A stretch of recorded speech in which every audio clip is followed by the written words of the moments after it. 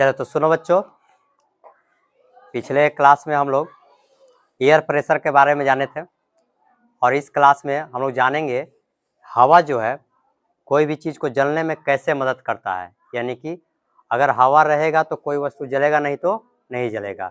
इसी को देखने के लिए आज हम एक प्रैक्टिकल करेंगे, प्रयोग करेंगे कि हाँ हवा उपयोगी है कि नहीं कोई चीज़ को जलने के लिए। ठीक है, तो सबसे पहले हमने क्या किया, एक मोमबत्ती को जला लिया है, ठीक। और इसको हम देखेंगे कि अगर इसको अगर हम हवा नहीं देते हैं, इस पर अगर हवा प्रवेश नहीं करता है तो ये जलता है कि नहीं। ठीक है ना। तो देखिए हमने एक मोमबत्ती जला रहे हैं, मोमबत्ती को जला लिए हैं, ठीक है।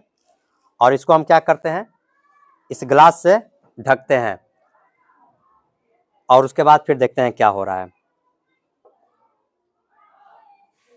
आप देखिएगा क्या होगा।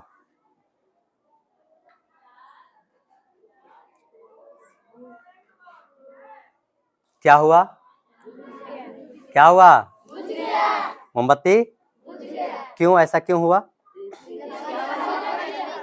क्योंकि लेकिन कुछ देर तक जला था, आखिर क्यों? हाँ, क्योंकि अगर ये ग्लास खाली है तो कुछ नहीं, तो इसमें क्या है, हवा है, हवा में ऑक्सीजन मिला हुआ है। तो जब तक इसमें हवा था तब तक तो वो मोमबत्ती क्या हुआ, जला।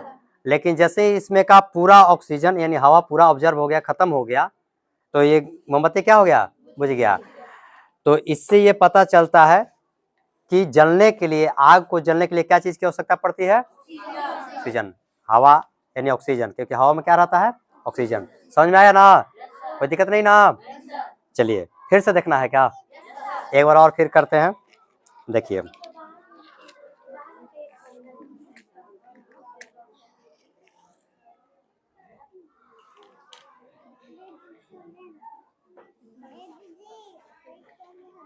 इसको भी यहीं रख देते हैं।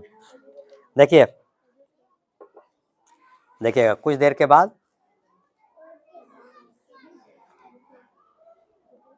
क्या हुआ, बुझ गया ना। तो इससे प्रूफ हो गया ना कि कोई भी चीज को जलने के लिए ऑक्सीजन जरूरी है, यानी हवा जरूरी है। समझ में आया। चलिए तो अभी हमने क्या सीखा, क्या?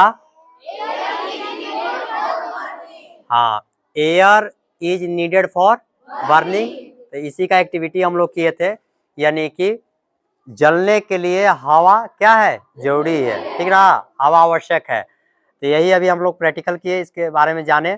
एक मोमबत्ती को जब हम जलाएं और उसको ग्लास से जब ढक दिए तो थोड़ा देर के बाद क्या हो गया, मोमबत्ती बुझ गया। ऐसा क्यों हुआ,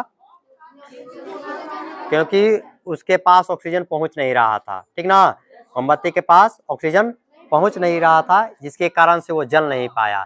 तो इससे हम लोग जान पाए कि कोई भी वस्तु को जलाना होगा, कोई भी चीज को जलाना होगा जो ज्वलनशील हो, तो उसके लिए हमको हवा की आवश्यकता पड़ती है। समझ में आया ना।